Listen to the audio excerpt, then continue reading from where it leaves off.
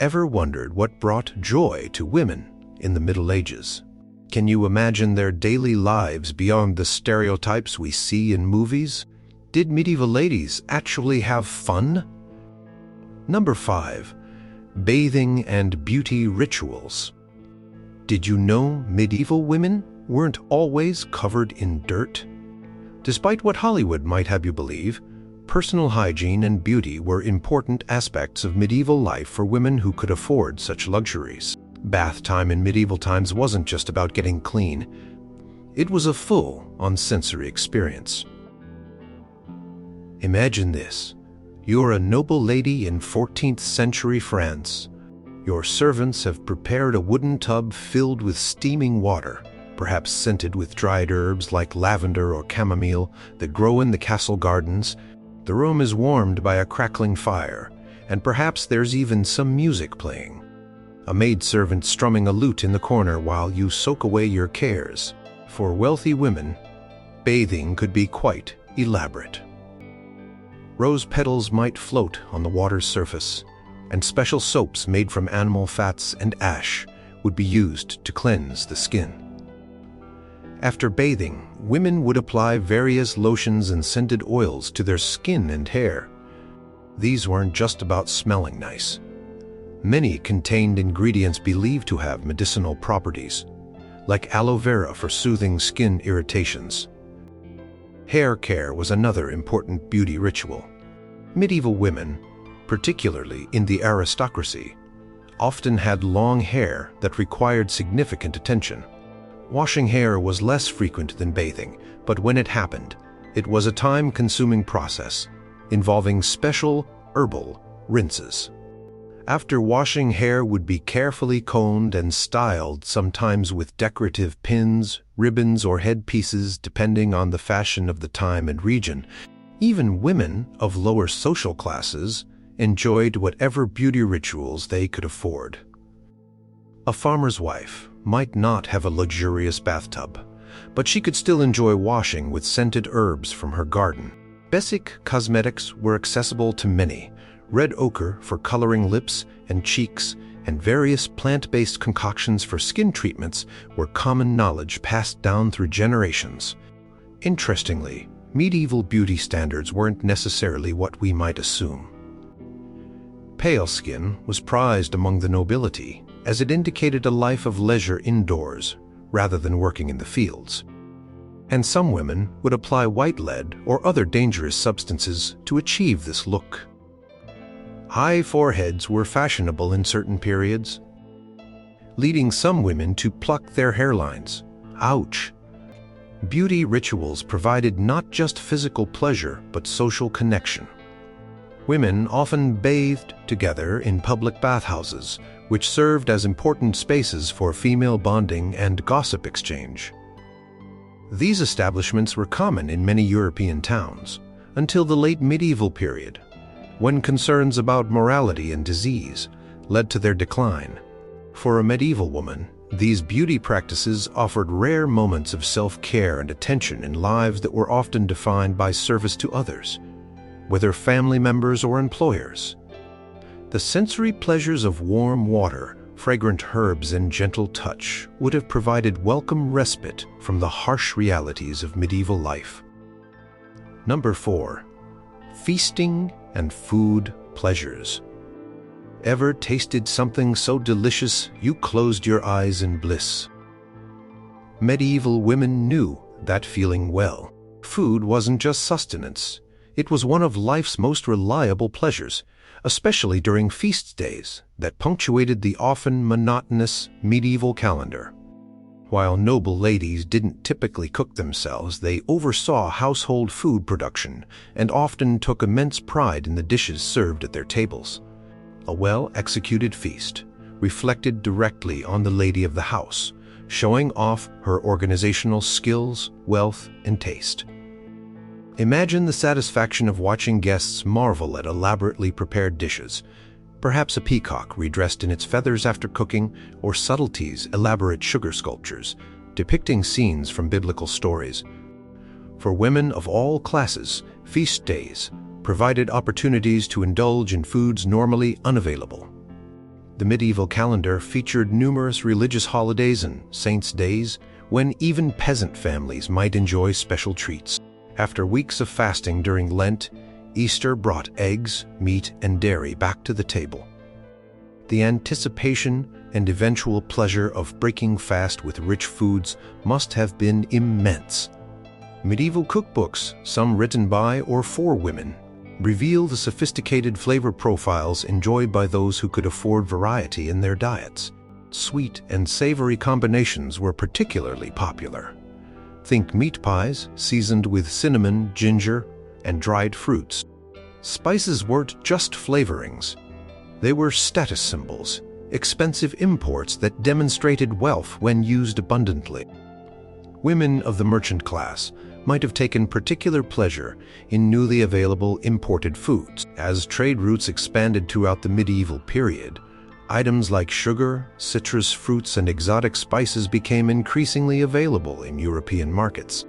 Imagine the excitement of a merchant's wife in 14th century Venice, trying pistachios or oranges for the first time, flavors completely unlike anything in the traditional European palate. For peasant women, food pleasures were simpler but no less meaningful.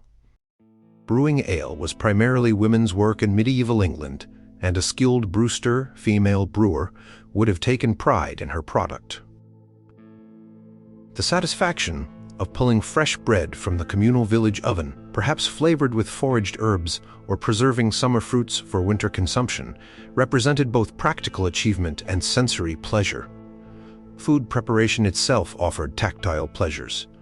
The rhythm of kneading bread dough, the transformation of raw ingredients into something nourishing and delicious. For women across social classes, these activities connected them to mothers and grandmothers who had performed the same tasks, creating a sense of continuity and tradition. Even the medicinal aspects of food provided a form of pleasure through the satisfaction of caring for others. Medieval women were typically responsible for household healthcare, and their knowledge of which foods and herbs helped with various ailments represented a powerful form of wisdom. Growing, harvesting, and preparing these remedies allowed women to exercise expertise in societies that often limited their authority. While actual historical accounts of women's enjoyment of food are limited, we can infer their appreciation from the care taken in recipe collections and household management texts that survive from the period. These weren't merely practical documents, but records for creativity and artistry expressed through food. Number 3. Music, dancing, and entertainments. Did medieval women actually get to have fun? Despite the common image of grim-faced ladies endlessly spinning wool, historical evidence shows that music, dancing, and various entertainments brought genuine joy to women across social classes in the Middle Ages. For noble women, musical accomplishment was both a pleasure and an expectation. Young ladies in aristocratic households typically received instruction in instruments like the lute, harp, or psaltery as part of their education. While this training was partly aimed at making them more attractive marriage prospects, many women clearly found joy in music making itself. Manuscripts show women playing instruments with expressions of clear delight, and some noble women became renowned for their musical talents. Eleanor of Aquitaine, the powerful 12th century queen, was famous for encouraging music and poetry at her courts in both France and England. Dancing provided both physical pleasure and rare opportunities for sanctioned physical contact between unmarried men and women. Medieval dances ranged from stately processional movements to lively circle and partner dances.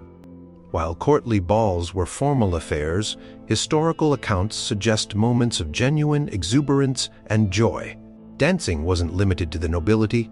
Village festivities for harvest celebrations, May Day, or Midsummer included dancing that crossed class boundaries, though the styles might differ. Women didn't just participate in entertainments, they sometimes created them. In convents, nuns wrote and performed religious dramas for each other and occasionally for outside audiences. The 10th century canoness Roswitha of Gandersheim wrote Latin plays based on the lives of saints, specifically intended to be performed by the women in her religious community. These performances combined religious devotion with creative expression and the pleasures of Kalambertsered artistic endeavor. Medieval women also enjoyed various games. Chess became increasingly popular throughout the medieval period, and illustrations show women playing against men or other women. Backgammon, dice games, and various board games provided intellectual stimulation and social interaction. For those who couldn't read, storytelling sessions offered vicarious adventures and emotional experiences beyond daily life.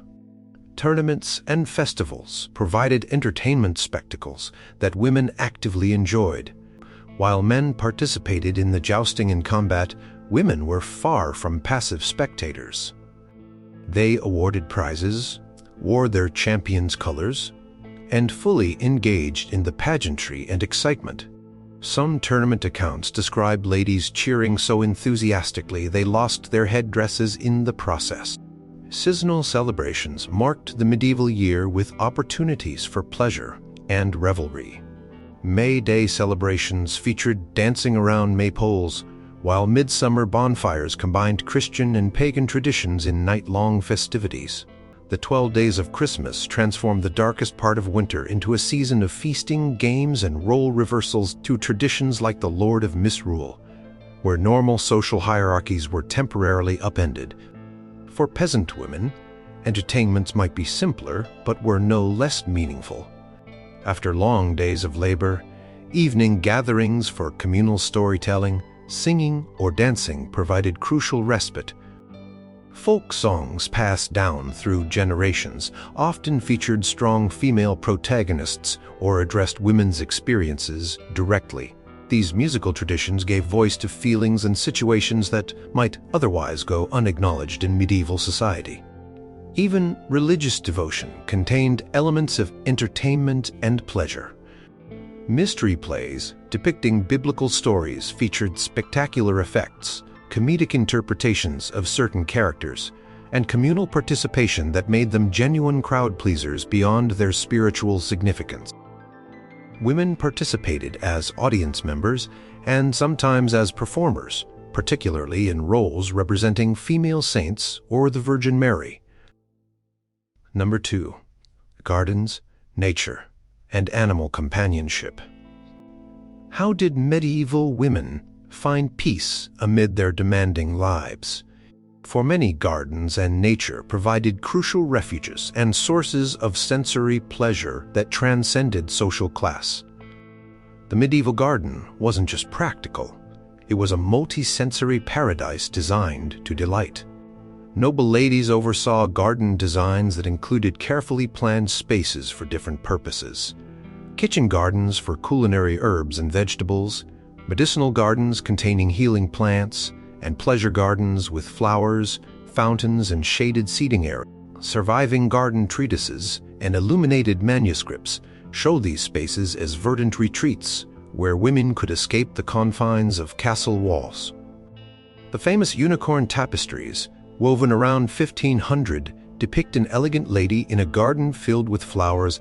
Over 100 identifiable plant species appear in these hangings, suggesting the diversity appreciated in medieval gardens. Many flowers had symbolic meanings in medieval culture, adding layers of intellectual enjoyment to their sensory appeal. Roses represented the Virgin Mary, violets symbolized humility, and lilies stood for purity. For cloistered nuns, garden work provided approved physical activity and connection to the natural world. The 12th century Abbess Hildegard of Bingen wrote extensively about plants and their properties, clearly finding both intellectual stimulation and spiritual meaning in the natural world. Many convents were largely self-sufficient, with sisters taking responsibility for growing food and medicinal herbs, work that combined utility with the simple pleasures of watching things grow. Even peasant women, whose agricultural labor was often grueling, found moments of pleasure in nature. Gathering expeditions into woods and meadows combined practical foraging with opportunities to enjoy seasonal changes and brief respite from household duties. Medieval folk songs frequently reference these activities, with women gathering flowers, berries, or herbs, while experiencing moments of freedom and sometimes romantic encounters. Birds held special significance in medieval women's lives. Noble women kept various birds as pets, not just falcons and hawks for hunting, but songbirds like nightingales and finches for their beauty and melodies. Illuminated manuscripts often show ladies with small birds perched on their hands, suggesting genuine affection for these creatures. The symbolic connection between birds and the soul or spirit in medieval thought added deeper meaning to these relationships. Dogs provided companionship across social classes. Small lapdogs appear frequently in portraits of noble ladies, while working women relied on dogs for practical assistance with tasks like herding and guarding. The bond between women and their canine companions is evidenced in tomb effigies, where ladies are often depicted with faithful dogs at their feet, suggesting these relationships were meaningful enough to commemorate eternally. Gardens also provided spaces for social pleasure.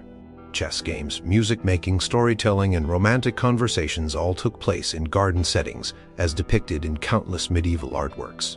For noble ladies restricted in their movements beyond household boundaries, gardens offered a taste of the outside world within safe confines, places where they could experience changing seasons, flowering plants, and visiting wildlife. The medieval pleasure garden concept included elements specifically designed to delight the senses. Fragrant herbs and flowers, colorful plantings, trickling fountains for both visual and auditory pleasure, and carefully planned pathways for contemplative walks. Arbors and turf benches provided comfortable places to sit and enjoy these surroundings. Some elaborate gardens even featured musical hydraulic devices, early versions of wind chimes or water organs that created pleasant sounds. Gardens also connected medieval women to practical knowledge and power. Growing and using medicinal herbs gave women authority over family and community health care. Their knowledge of which plants cured which ailments represented a respected form of wisdom, one of the few domains where women's expertise was openly acknowledged in medieval society. Number 1. Reading, writing, and storytelling. Could medieval women actually read? Were they allowed to write? The answers might surprise you. While literacy rates were certainly lower than today, many medieval women found immense pleasure in the world of words and stories. Contrary to popular belief, literacy wasn't entirely closed to women in the Middle Ages. By the later medieval period, women in noble and merchant households increasingly learned to read, often beginning their education at home with their mothers before progressing to more formal instruction. Evidence from wills and inventories shows women owning and bequeathing books, suggesting they valued these possessions highly enough to specifically mention them in their final arrangements. For literate women, reading offered escapism, education, and emotional connection. Devotional texts provided spiritual comfort and guidance. Books of hours, personalized prayer books, were particularly popular among wealthy women. These beautifully illustrated volumes contain prayers for different times of day and often featured imagery specifically designed to appeal to female readers, such as scenes of the Virgin Mary's life or female saints. Many surviving examples show signs of heavy use, with worn pages and personal annotations suggesting deep engagement with these texts. Romance literature provided entertainment and vicarious adventure. Stories like Tristan and Isolde or tales from the Arthurian cycle featured passionate love affairs, daring quests, and complex female characters. While ostensibly teaching moral lessons, often about the dangers of illicit love, these stories also allowed women to imagine lives beyond their immediate circumstances. Manuscript illuminations sometimes show women reading romance texts with expressions of clear absorption, perhaps even guilty pleasure. Women didn't just consume literature, some created it. Marie de France wrote innovative Breton lays, narrative poems, in the 12th century that featured nuanced female characters navigating complex emotional situations. Christine de Pizan, writing in the early 15th century, became one of Europe's first professional female authors, producing works that directly challenged misogynistic literary traditions. Julian of Norwich and Marjorie Kempe wrote pioneering spiritual autobiographies that provided models for personal religious expression. For women in religious communities, reading and writing were particularly important activities. Nuns copied manuscripts, composed religious poetry, wrote letters, and recorded their mystical experiences. These writings weren't just devotional exercises, but expressions of intellectual and creative agency. The 12th century abbess Hildegard of Bingen produced visionary theological works, scientific treatises, and even composed music, demonstrating the range of literary expression available to educated religious women. Even women who couldn't read themselves participated in literary culture through oral storytelling traditions. Medieval households and communities gathered to hear stories read aloud or recited from memory, making narrative a shared experience. Women were both audience members and storytellers, particularly for tales related to childbirth, childcare, and domestic management, where their expertise gave them narrative authority. Letters provided another literary pleasure, allowing women to maintain connections despite limited mobility. Correspondence between female family members reveals intimate concerns, practical advice, and emotional support networks. The Paston letters from 15th century England show women actively managing family affairs through written communication, while also expressing personal feelings and maintaining relationships through regular correspondence. Diaries and household books combined practical information with personal record-keeping. Women recorded recipes, medicinal remedies, household accounts, and family events in these texts, creating documents that blended utility with personal expression. While not intended as literary works, these writings preserved women's voices and daily concerns for future generations. For merchant-class women who participated in family businesses, literacy had practical applications that likely brought satisfaction beyond mere utility. Being able to keep accounts, write business correspondence, or record transactions represented a form of independence and competence in a world that often limited women's economic activities. Even for women who remained illiterate, the possession of books could be meaningful. Prayer books passed down through generations connected women to their maternal ancestors, while illustrated texts provided visual storytelling accessible without reading skills. The physical beauty of illuminated manuscripts, with their gold leaf, vibrant colors, and intricate designs, offered aesthetic pleasure regardless of one's ability to decipher the text. Have you ever considered how these simple pleasures might not be so different from what brings joy to women today? What threads of female pleasure and satisfaction have remained constant across the centuries?